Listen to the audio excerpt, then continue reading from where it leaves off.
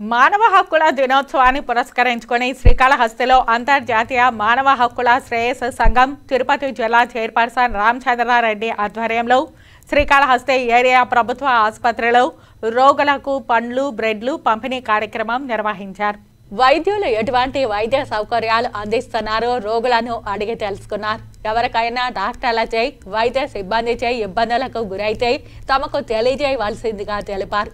ఈ సందర్భంగా వారు మాట్లాడుతూ మానవ హక్కులపై అవగాహన అవసరమని, human rights protection council of India పౌరులందరికీ రాజ్యాంగపరంగా అనేక హక్కులు కల్పించబడ్డాయని, వాటిని పొందేందుకు చట్టపరంగా పోరాడవచ్చునని చెప్పారు. ప్రపంచంలో కోట్లాది మంది జీవించే హక్కును పొందలేకపోతున్నారని చెప్పారు.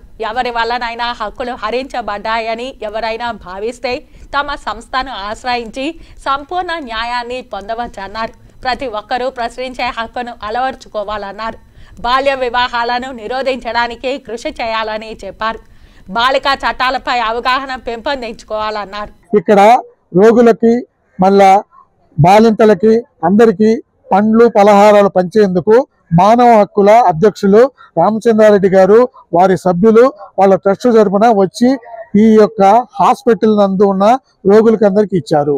మానవ హక్కులని మానవుడు ఏ విధంగా కాపాడుకోవాలంటే మానవుడికి ఉండే హక్కులు పౌరసత్వం, పౌర హక్కు, తర్వాత మాట్లాడే హక్కు, న్యాయం అడిగే హక్కు, ఈ విధంగా సంపాదించే హక్కు, మానవ హక్కుల యొక్క సంఘం చట్టం యొక్క ఆధ్వర్యంలో వాళ్ళు న్యాయాన్ని పొందాలని కోరుతున్నాము.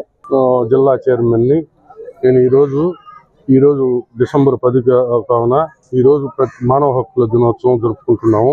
దానికి ప్రభుత్వ ఆసుపత్రుల్లో పండ్లు, ఫ్రూట్స్ మొత్తం పంచడం జరుగుతుంది. దీని ఉద్దేశం ఏమంటే, మా ఇంటర్నేషనల్ హ్యూమన్ రైట్స్ ఉద్దేశం ఏమంటే, మానవులకి ప్రతి ఒక్కరికి మానవుడిగా జీవించే హక్కు మన రాజ్యాంగం కల్పించింది.